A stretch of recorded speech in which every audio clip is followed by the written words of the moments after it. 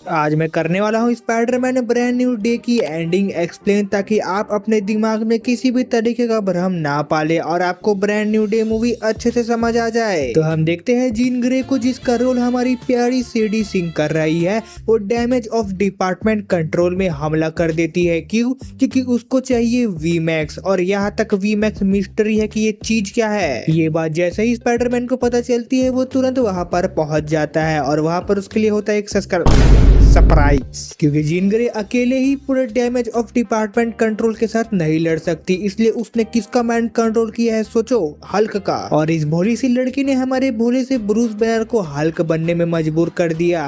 पहले तो वो प्रोफेसर हल्क बनता है और जो जीन ग्रे है वो आराम से उसका माइंड कंट्रोल कर रही थी और स्पाइडरमैन को पेल रही थी।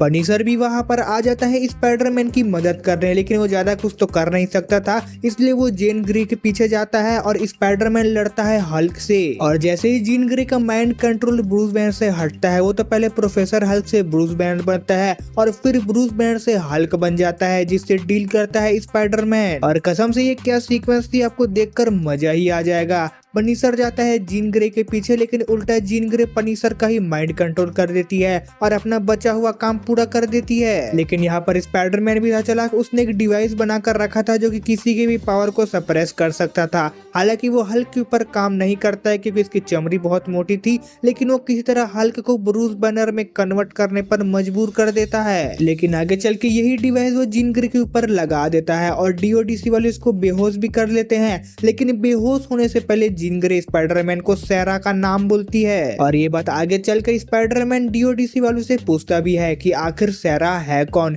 तो वो स्पाइडरमैन से झूठ बोल देते हैं कि वो तो मर चुकी है और जब ये हमारे माइंड के अंदर गई होगी तभी उसे उसका नाम पता चला होगा। फिर स्पाइडरमैन अपने रास्ते चल जाता है, जहाँ पर वो नोवे होम में लास्ट में जाकर एमजे को एक ठोक पर्ची देने वाला था, मतलब पढ़ के बताने वाला था कि मैं ही स्पाइडरमैन हूँ, और उसने नहीं बताया। वही वाला पर्ची एमजे के हाथ लग जाता है और उसे सारी सच्चाई के बारे में पता चल जाता है। लेकिन तभी भी एमजे बोलती है कि तू जिससे प्यार करता था मैं वो नहीं हूँ और मैं तेरे से प्यार नहीं करती। ठीक है, फिर स्पाइडरमैन एमजे को घर छोड़ देता है और वो बोलती है कि एक बार नेड से भी मिल लो, तुम्हारा बहुत बड़ा वाला फैन है वो नेड से भी मिलता है। फिर एमजे से भी थोड़ी बहुत उसकी बात होती है, जहाँ पर स्पाइडरमैन बोलता है कि जब जीन ग्रे ने तुम्हें कंट्रोल किया था तो उसने मुझे किस भी किया था और ये बात मुझे बताना तुम्हें जरूरी लगा, इसलिए मैंने बता दिया। जिस पे एमजे का कहना था कि कोई बात नहीं, मुझे वैसे भी कुछ भी याद नहीं है, जिससे स्पाइडरमैन को शक होता है कि वो जो डीओडीसी का बंदा था इसका मतलब वो मेरे से झूठ बोल रहा था। और स्पाइडरमैन निकल जाता है जीन ग्रे को बचाने के लिए, जहाँ पर हमें स्टोरी पता चलता है कि जीन ग्रे की एक बड़ी बहन भी थी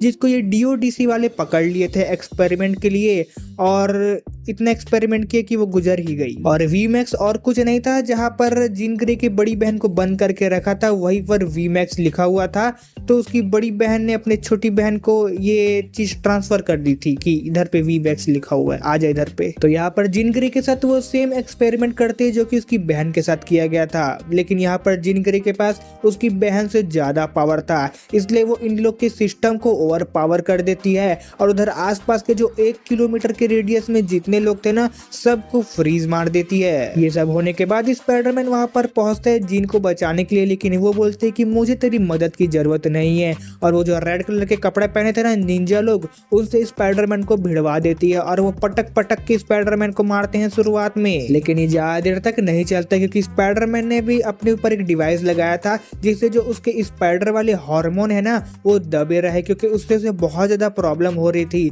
लेकिन जैसे ही वो उसे हटाता है उसको मिलती है बहुत ज्यादा पावर और फिर वो मिंजालों को बहुत खतरनाक तरीके से मारता है। और फिर जब वो जीन ग्रे के साथ दो प्यार भरी बातें करता है ना तो वो मान जाती है। देखो इतनी मासूम लड़की है, मान ही जाएगी। लेकिन पीछे पनीसर बैठा था जीन ग्रे को मारने के लिए और ये बात पता चलती है स्पाइडी को, तो वो बंदूक के गोली के सामने खुद आ जाता है और बुरी तरीके से घायल होकर हॉस्पिटल पहुंच जाता है। हालांकि वो मरता नहीं है, जिंदा रहता है। और इसके बाद उसको हॉस्पिटल से बाहर निकलना था, लेकिन बाहर पर उसके फैंस लोग बैठे हुए थे। तो पनीसर स्पाइडरमैन का मास्क पहन के लोगों को डिस्ट्रैक्ट करता है और अपना पीटर वहां से खसक लेता है। फिर वो जाता है अपने दोस्त नेड के पास और उसे अपना आइकॉनिक वाला वो लोग जो हाथ मिलाते थे ना, जो Spiderman home coming far from home में भी आपने देखा होगा, जैसे ही वो मिलाता है तो उसे सब कुछ याद आ जाता है। देखने को तो ऐसी लगता है और उधर ही पे सीन कट जाता है। बस हमारा वीडियो भी यहीं पर कट जाता है। अगर आपको इसके पोस्ट क्रेडिट सीन के बारे में भी जानना है कि क्या हुआ था, कैसे हुआ था, तो उसके ऊपर भी मैंने एक वीडियो बनाकर रखी है, आप जाकर देख सकते हैं। तब तक के लिए इस वीडियो में सिर्फ इतना ही। वीडियो अच्छा लगा तो चैनल को सब्सक्राइब कर बगल वाले बेल नोटिफिकेशन को ऑल पर सेट कर सकते हैं। तब तक के लिए बाय।